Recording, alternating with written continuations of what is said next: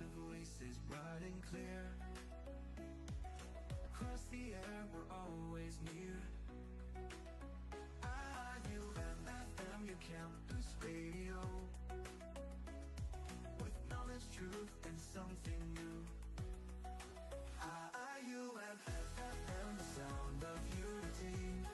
In every heart, a shared melody. Reaching minds with every beat. Voices strong where worlds meet. From wisdom old to stories untold, we bring the light, the young and bold. Through every way, we rise and shine. IIUM FM, your voice, your time. IIUM FM, the sound of unity. In every heart, a shared melody. Reaching minds with every beat. Voices strong where worlds meet. IIUM FM, your campus radio. Here with you wherever you go.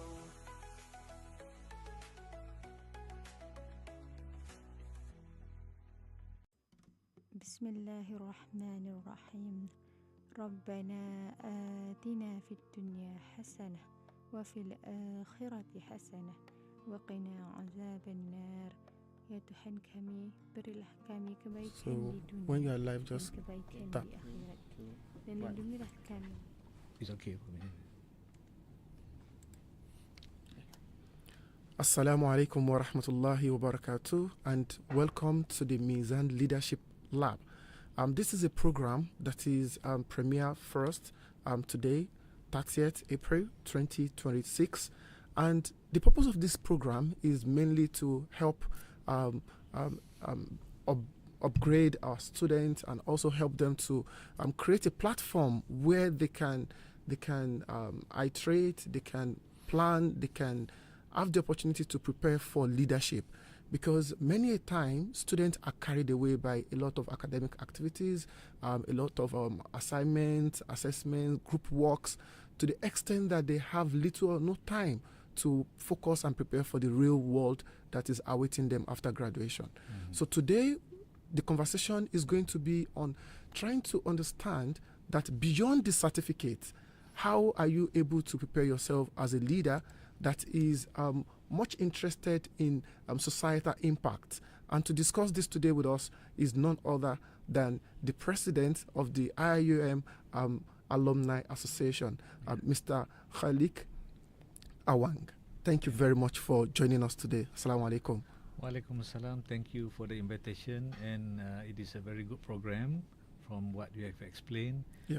And inshallah, we can have conversation and see what I can offer for the benefit of the students and also the future generation of the university. Inshallah. Thank you very much. We really appreciate trying to get you. We know you are very busy, tight schedule here and there, and sacrificing the time to come means a lot for not just this program, but also for the student at large. Just to understand, and also for our audience, our students who are watching right now, who would want to know our guest for today? I've just mentioned that you are the president of the IIUM Alumni Association, but far and beyond that, many of our listeners watching right now will want to know more about you beyond that. Please kindly give us the opportunity. Thank you. Anytime for my alumni, alma mater.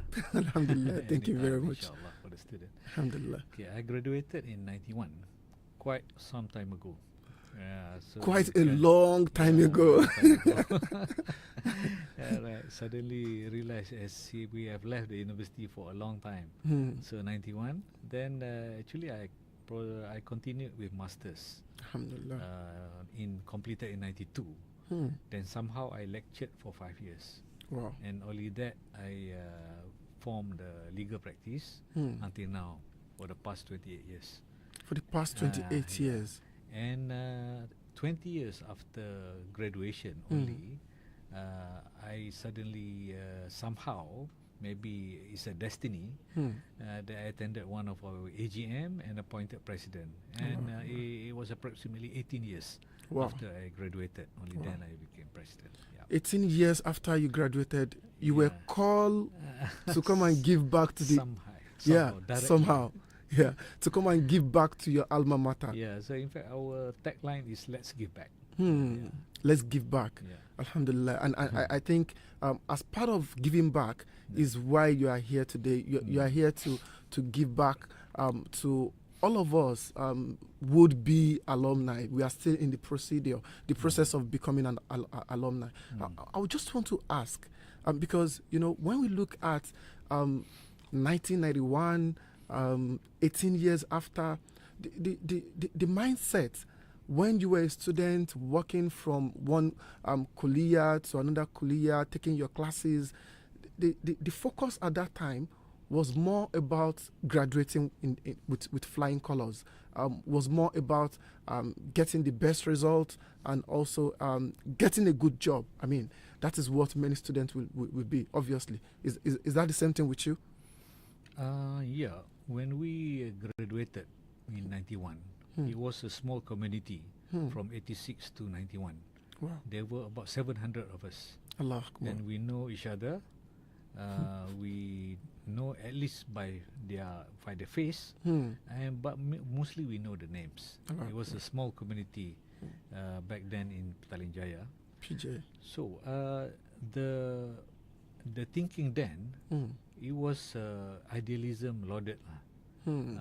We had Professor Kamal Hassan, the late professor, and we have the previous rector and all the earlier professors. So we were imbued with a lot of idealism. But of course it is not in the form of well structured like now, like KHAIR principle that it is well known nowadays. Last time we do not have that. But we have the same essence of the vision and idealism that you all have right now. But of course, the idea then was that we were told that we were agents of change. Allah Akbar. Khalifatullah fil ard and things like that. Allah Akbar. And we were among the earlier batches.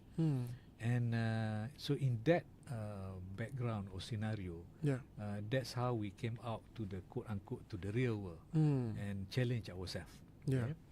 So when we graduated, we are not given by the university only with a degree, but also with knowledge. So the more challenging part, of course, like you mentioned just now, is how to put our knowledge, to test our knowledge, to uphold the principles that we studied and imbued during the university, and at the same time being relevant to the society because we have responsibility. So I think that was the background, mental background, psychological background when we graduated some time ago. Sometimes ago, it's actually a long time. Like you mentioned, that things were not so structured the way they are right now. You could know everybody by their faces, meaning it's a very small community.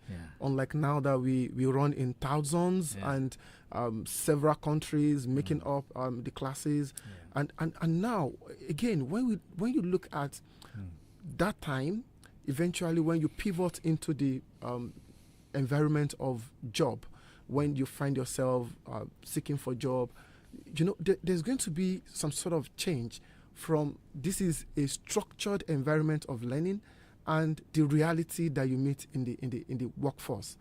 And most of the time, they are not things that are usually well idealized in the school environment because they are not planned. They are spontaneous. Things are happening very fast. You need to make a decision. You need to act fast, right? So how would you say that in the place of leadership, in the place of leadership and how one is able to imbibe the principle of knowing what to do and standing firm on what to do in terms of this is a popularist decision and this is my decision and this is what I want to take as a stand. How are you able to walk around many situations that naturally come at you when you were in the workforce situation? Okay, there are several stages to the answer that I can respond. Yeah. The first one, when we graduated, we realize actually what we have learned is a substance, the substance of knowledge, and it is they call it substantive knowledge. Yeah. And of course, it is separated, independent from the environment.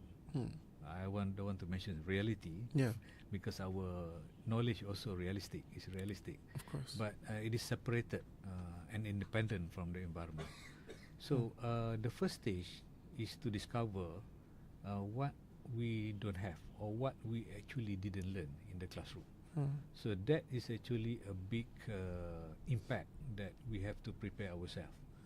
Because suddenly when you are in job market, for example, in my case, when you start practicing or having your own business, and then suddenly what we have learned in the classroom was maybe 50% or less of what is needed to actually do in terms of your worldly responsibility to start a business, to conduct everything. So that is a challenge that we have to continuously challenge ourselves and acquire more knowledge and experience, practical experience. So that is the first challenge. But at the same time, the second part, we are imbued with some principles, like you mentioned, integrity, continuous accountability, learning, lifelong learning, and whatnot. And this is where we are faced with some challenges.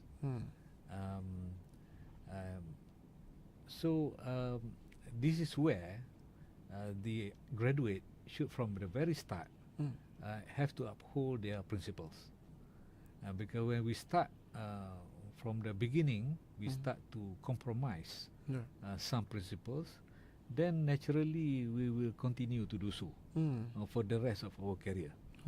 And of course that actually we should feel guilty to ourselves and also to the university and also to God for compromising, because along the way there will be challenges. A matter of at every juncture there will be a lot of cross path where you have to decide whether to uphold your principle or to go along according to the market market forces that requires. So that is generally speaking lah. So it's very interesting that you mentioned that many a time what is learned in the classroom or in the lecture room, they are maybe 50%, like you mentioned, or less than to what is exactly happening in the industry or when you get to the job market, because of several forces which will test your knowledge, will test your resolve, and it also tests your integrity. And if you don't uphold one from the start, you won't be able to keep up on any going forward. And again, that also brings me to part of the reality as students, because we find out that some students, they feel that they want to wait till they get to the industry.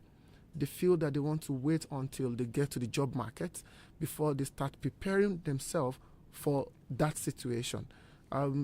Maybe perhaps they feel timid, or they feel a bit to keep quiet in the class, not talking, not willing to ask questions, not willing to build their spoken skills. And at the end of the day, like you mentioned, the outside world will ask you and will also force you to choose on which position you want to stand.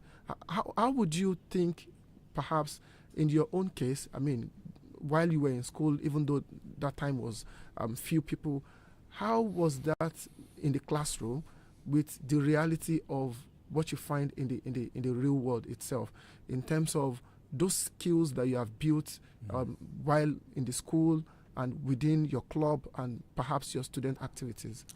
Okay, from the observation during my student time, because I was the Student Representative Council President also. Wow. In 1990. Alhamdulillah. So,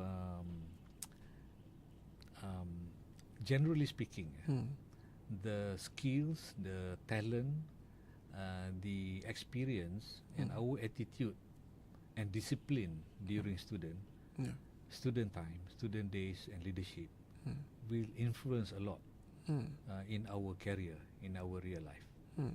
Because normally, from my observation, it is not a generalization. This is the only generalization. There may be exception. If you start or try to cultivate good discipline, time management, organizational skill, to be sociable, to be mature socially, and then to be diligent in your work, to be punctual, and to be neat and detailed in your work. So these values or discipline or skill will, so far from what I observe, will be continued in our real world outside. So likewise, if we are without these values and skill, that also will show when we go outside and work. That is generally speaking. So therefore, like you mentioned, it is best that students try to do their best during their student time. You mentioned about the ability to speak out. Okay. Partly it is cultural, but this is something that we have to overcome. Some of us come from the cultural background. They are not very extrovert. But this has to be overcome. However, it starts with knowledge. To me, if you are not prepared, you don't read enough, you are not well prepared in term of contents, then of course you will be less confident to speak out. But this is something that going to make a difference between a good graduate that are prepared to face the real world or otherwise. Thank you very much. I highlighted one of those things that you mentioned about the fact that partly not to be fully blamed, because perhaps this could be part of the cultural differences, and also the need for us to step up beyond the culture and overcome that in preparing ourselves for the future. I think that is very instructive, because looking at how the world is changing and how we need to build not just students that are intellectually sound, but students that can also defend their intellect is also very critical. So there's need for us to continue to improve our skills. You mentioned a couple of skills, which I was wondering in my mind that, are you also teaching leadership and management? Because when you mentioned about organizational skills and you were talking about punctuality, time management, writing skills, these are part of the skills that I lecture in my classes for organization, for leadership and management. So you were speaking directly into the curriculum of that course.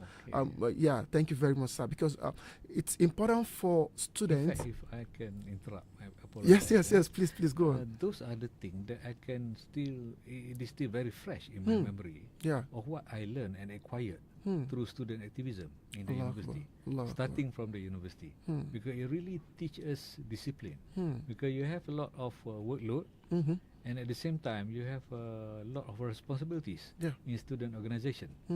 And I remember people telling me that man is most productive when he's under pressure. Yes. And I accept that as a challenge. And in fact, those skills that I mentioned, because I can mention offhand, because I still remember very well what activities contribute to what kind of skills. So to combine with your lecture to the students, it's a good combination. Thank you. Theory and practice. Yeah, thank you very much. Sorry. Yeah, because I also agree, because you were able to really name all of this easily, because you combined the theory with practical activities as a student leader. In fact, those values that I mentioned is very useful when we are in our profession.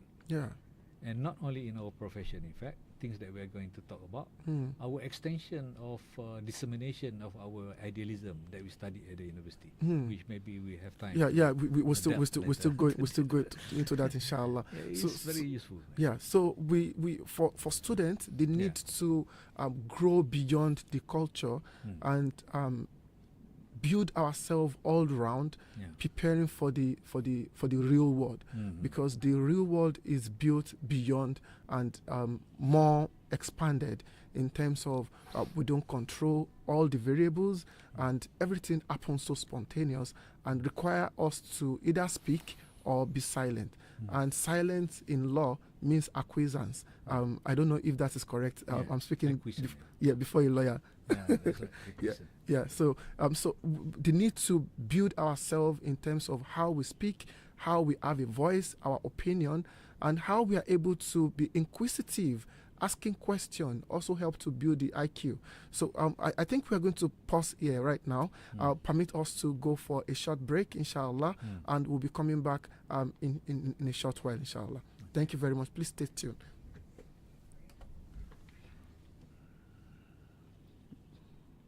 So you plan to air this during Maghrib?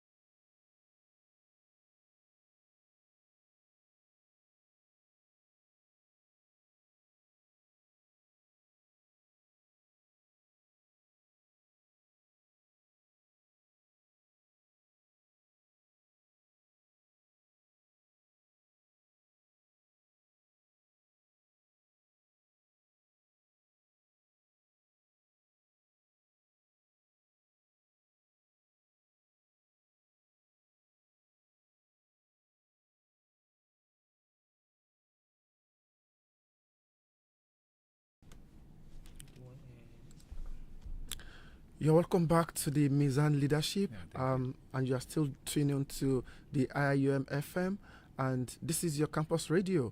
And thank you all for joining, and also thank you to our guest in the house, none other than the president of the IIUM Alumni Association, Mr. KHALEK AWANG. Thank you very much, sir, for joining us again. Just to continue, we're talking about preparing for leadership role beyond graduation. How are you able to prepare to bring about impact in the society, and also prepare yourself to assume the role of leadership for our students? I want us to just continue on that same line. While we were speaking in the first segment, we talked about several opportunities for students, and when, for example, a student who feels that for me, being in the university, my main objective is to take my courses, do my assignments, pass my examination very well, and that is why I am here. But during your introduction, you mentioned the fact that during your undergraduate days, you were the president of the student society, which means that you were able to combine side by side your academics and also extracurricular activities, which you also said that was part of those things that build you for the future. How would you say that you have been able? How were you able to combine the academics and also combine it with the extracurricular activities and the skills that you were able to acquire during those periods? How it has helped you in the future today? Okay. The pursuit of knowledge is always a lonely process. So if we too much overwhelmed with studying alone, then we'll be lonely during our student time and even after the student time. So the other challenge, the other development of a man is of course to be sociable. To be sociable means to get involved with the co-curricular activities, and by doing so, we'll be able to develop another aspect of us, another aspect of man or student development, which is equally important, if it is not more. So to me, the involvement in the student activities, organizational, will develop another aspect of graduates. That is to be more realistic, to be more practical, to be a realist, and also to be able to be effective, more effective. Because to my understanding, the knowledgeable person is not only the person with knowledge, but also how to implement and also to put the knowledge into practice. Otherwise, we'll produce graduates who only know how to talk, to give speeches, to give lectures, but when you are tasked with some implementation of the idea, then that is where the failure will show. Right? So that is basically in brief, I think, why the student, from talking from experience also, why the student must be encouraged to participate in co-curricular activities other than to be excel in their studies. Of course, at time, these two challenges will look contradictory, and it's difficult to reconcile. But it is something that we have to undergo to prepare our graduates to be a speaker, to be an ideologue, but at the same time to be an effective managers of change. So that is, to my understanding, what is Khalifa and also reformists that we adore in our philosophy. So during your time, what are the activities that you could remember that you participated in or you led, which are more practical, and how you were able to manage those time with your academics? Okay. Of course, during student, the activities are quite limited. Mainly, it involves conferences and seminars. But also the practical practical courses that we organize. If you are in law or economics, that can focus to their respective area, but there are certain practical things. Other than that is community service. Okay. This is to develop our another side of man, to be empathy, to develop the empathy, and also awareness, to be more concerned and sensitive about humanity as another principles. So I think these two combination now of a practical program and also intellectual program, those are the most important thing, other than more physically challenging activities. So it's interesting that you touch on part of those major framework that we have currently in IIUM, which is the KHAIR, talking about knowledge, humanity, accountability, and the likes, which is interestingly plus integrity, which largely becomes part of those embedded skill that help students to be able to be empathetic and remember their responsibility when they eventually find themselves in the much bigger environment. And again, when we look at, for example, at the end of the day after school, you pivot into the career world, and you were able to get started, and we are counting 28 years in the profession. Right now we have students, partly some who already figure out what they want to do. They already know, okay, I want to be an accountant, I want to work with A and B company, I want to work with XYZ company. Some already have that layout plans. Also, we have other students who, at the moment, they don't have any plan as to how they want to move. They're just studying to pass their examination. They feel that when they get to the bridge, they will cross it. In your case, how were you able to cross the bridge of career selection? And at what point were you able to be convinced that this is what I want to do? I want to establish a law firm, and this is the next step I need to take. What point were you able to do that? Okay. I will try to answer the two questions together. Okay, right? Thank you. For those who have a very decided view of what to do, then they have to uphold certain principles that we are imbued and we studied and we are told during the university time that involve integrity. Like not to involve in the corruption, not to get involved in immoral ways to secure businesses and things like that. Right? Fraud and all that. Yeah. So that is because we are talking about integrity, and integrity is something that you have to build. It takes a long time to build, but in a split second you can destroy it. And what is left with our alumni and also the university, therefore, is the integrity that we have to uphold. So for those who are still choosing, or they can take their own time, sweet time, or to choose. But for those who haven't choose, therefore, they may have to consider, they may need to consider what career or profession that can allow them to expand the two things.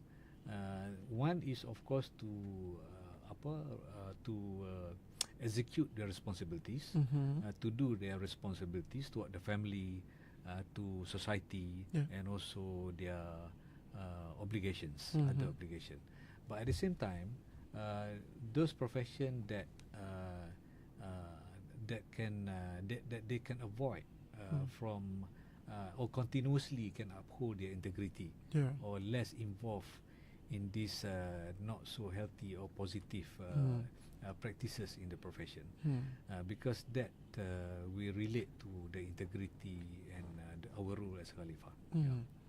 So it's important for them to whether they've made a decision as to this is the career they want to go into, or they are still in the process. You said they should take their time. Take your time, figure out what profession you want to do. But at the end of the day, you have to be conscious of your integrity. You have to ensure that you don't go into career that is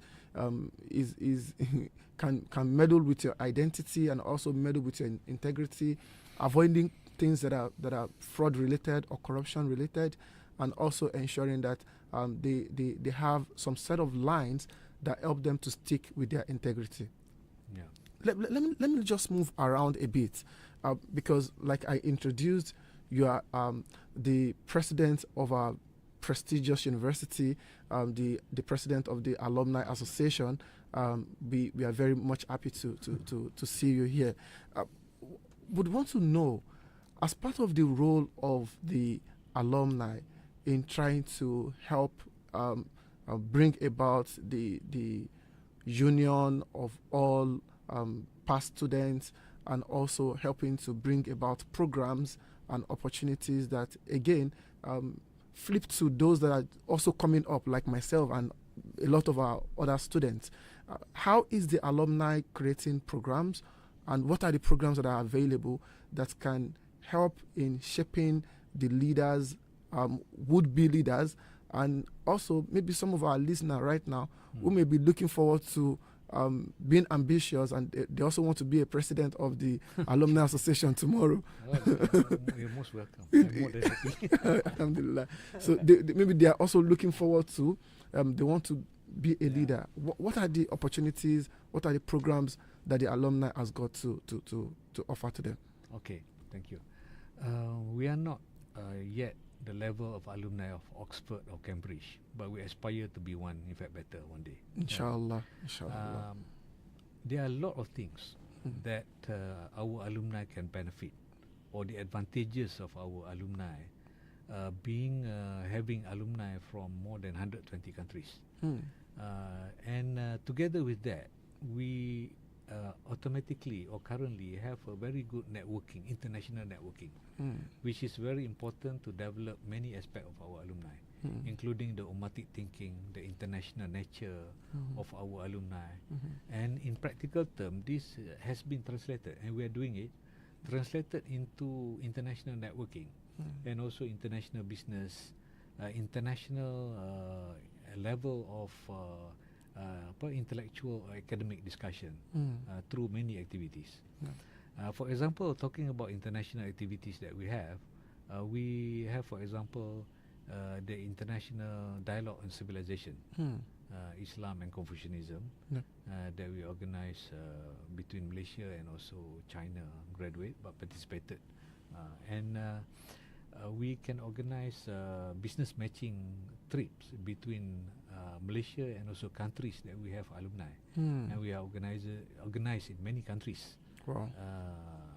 The latest being Turkmenistan and Azerbaijan, and Bosnia, China, Indonesia.